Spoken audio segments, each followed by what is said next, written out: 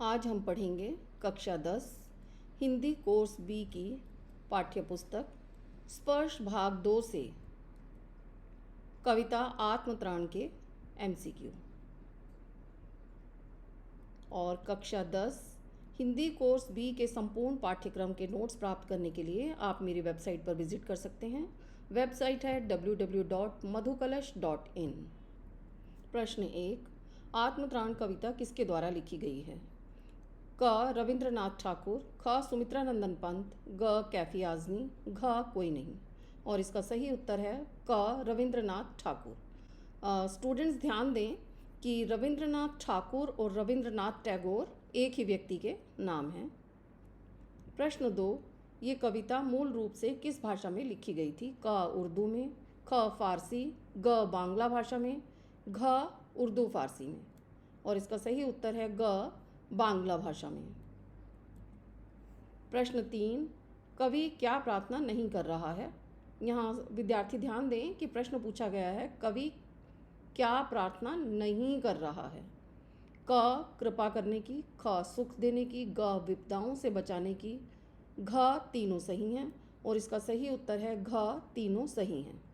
प्रश्न 4, रविंद्रनाथ ठाकुर की कविताओं में किस भाव की अभिव्यक्ति हुई है? क राष्ट्र प्रेम, ख मानव प्रेम, ग अध्यात्म प्रेम, घ सभी। और इसका सही उत्तर है घ सभी। प्रश्न 5, कविता में करुणामय शब्द किसके लिए आया है? क लेखक के लिए, ख कवि के लिए, ग ईश्वर के लिए, घ मानव के लिए। और इसका सही उत्तर है ग ईश्वर के लिए। प्रश्न 6, कवि ईश्वर से क्या प्रार्थना करता है? क कि वह विपदा में कभी न घबराए, ख कि दुख को विजित कर सके, ग कि हमेशा सुख मिलता रहे, घ क और ख दोनों सही हैं। और इसका सही उत्तर है घ क और ख दोनों सही हैं। प्रश्न 7, कवि ईश्वर से क्या चाहता है? क धन ऐश्वर्य, ख मुसीबतों से बचाव, ग भय से मुक्ति और संकटों से जूझने का साहस, घ सभी। और इसका सही उत्तर है ग भय से मुक्ति और संकटों से जूझने का साहस। प्रश्न 8, किसी सहायक के न मिलने पर कवि चाहते हैं? क कि ईश्वर उनकी मदद करे, ख कि कोई आकर सहायक बने, ग कि उनका बल पौरुष ना हिले, घ कि कोई भी मदद ना करे। और इसका सही उत्तर है ग कि उनका बल पौरुष ना हिले। प्रश्न 9, कवि सीधे दुख दूर करने की प्रार्थना क्यों नहीं कर रहा है? क क्योंकि उसे डर लगता है, ख क्योंकि वह अपने आत्मबल, शक्ति और साहस से काम लेना चाहता है, ग क्योंकि उसे ईश्वर में विश्वास नहीं है, घ क्योंकि अपनी समझ दिखाना चाहता है। और इसका सही उत्तर है ख क्योंकि वह अपने आत्मबल, शक्ति और साहस से काम लेना चाहता है। प्रश्न 10, कवि किस पर विजय पाना चाहता है? क स्वयं पर, ख दुश्मन पर, ग दुखों पर, घ दोस्तों पर। और इसका सही उत्तर है क स्वयं पर। प्रश्न 11, अनामय का अर्थ स्पष्ट करें। क स्वस्थ शरीर, ख हिम्मत, ग अन्ना, घ ईश्वर। और इसका सही उत्तर है क स्वस्थ शरीर।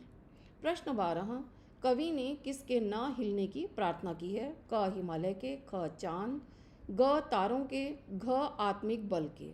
और इसका सही उत्तर है घ आत्मिक बल के।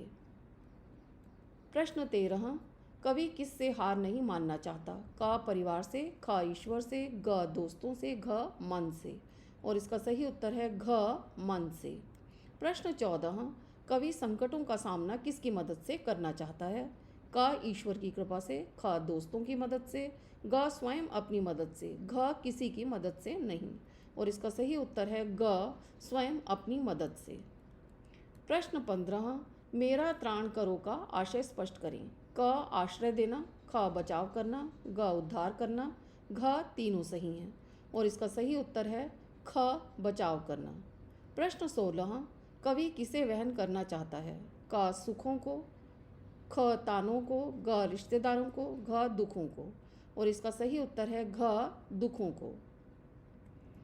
प्रश्न 17, तुम पर करूं नहीं कुछ संशय से क्या तात्पर्य है? क किसी भी स्थिति में कवि ईश्वर पर शक नहीं करना चाहता, ख कवि ईश्वर पर शक करता है, ग कवि ईश्वर को शक्ति प्रदान करने को कहता है, घ कवि फूंक फूंक कर कदम रखना चाहता है। और इसका सही उत्तर है क किसी भी स्थिति में कवि ईश्वर पर शक नहीं करना चाहता। प्रश्न 18, तो भी मन में ना मानूं क्षय, कवि किस स्थिति में भी क्षय नहीं मानना चाहता।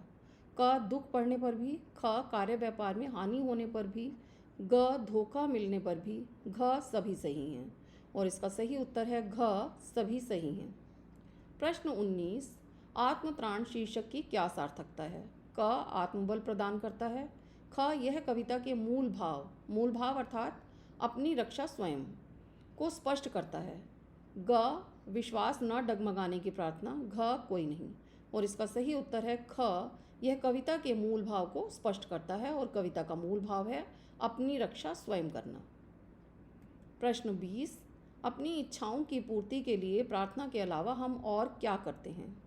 क मेहनत करते हैं, ख दूसरों से प्रेरणा लेते हैं, ग आत्मविश्वास बनाए रखते हैं और घ सभी।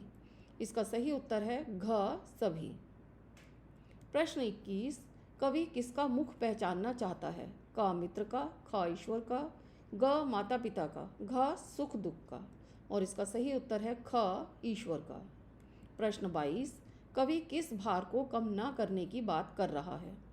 क देश की चिंता का भार, ख सिर पर रखे सामान का भार, ग दूसरों की चिंता का भार, घ दुख और मुसीबतों का भार। और इसका सही उत्तर है घ दुख और मुसीबतों का भार। प्रश्न 23, कवि की अनुनय क्या है। क दुखों को दूर करने की, ख दूसरों से सहायता की, ग दुखों को सहन करने की शक्ति, घ कोई नहीं। और इसका सही उत्तर है ग दुखों को सहन करने की शक्ति। प्रश्न 24, कवि ईश्वर से क्या नहीं चाहता है। क दुख, ख सुख, ग सांत्वना, घ दुख सुख। और इसका सही उत्तर है ग सांत्वना। प्रश्न 25, सुख और दुख के दिनों में कवि क्या करना चाहता है। क भजन, ख दूसरों को कोसना, ग ईश्वर को स्मरण, घ काम। और इसका सही उत्तर है ग ईश्वर को स्मरण। प्रश्न 26, दुख रात्रि का क्या अर्थ है। क दुख और रात्रि, ख दुख या रात्रि, ग दुख रूपी रात्रि, घ दुख है जो रात्रि। और इसका सही उत्तर है ग दुख रूपी रात्रि। प्रश्न 27, कवि ने परमात्मा के किस रूप की आराधना की है। क करुणामय रूप की, ख रौद्र रूप की, ग श्रृंगारित रूप की, घ कोई नहीं। और इसका सही उत्तर है क करुणामय रूप की। प्रश्न 28, मनुष्य ईश्वर से प्रार्थना क्यों करता है। क अपना उद्धार करने के लिए, ख उसकी कृपा प्राप्त करने के लिए, ग ईश्वर का साथ पाने के लिए, घ सभी सही हैं। और इसका सही उत्तर है घ सभी सही हैं। प्रश्न 29, कवि कठिन परिस्थितियों में भी क्या नहीं करना चाहता। क जीतना, ख हारना, ग खुशी मनाना, घ दुख मनाना। और इसका सही उत्तर है ख हारना। प्रश्न 30, किन परिस्थितियों में कवि ईश्वर पर संशय नहीं करना चाहता। क जब संसार विरोध में खड़ा हो जाए, ख जब विश्व में कोई साथी न बचे, ग दुख के समय संसार साथ न दे, घ सभी ठीक हैं। और इसका सही उत्तर है घ सभी ठीक हैं। मेरी ये वीडियो पसंद आए तो इसे लाइक करें, शेयर करें और मधु कलर्स चैनल को सब्सक्राइब करना ना भूलें।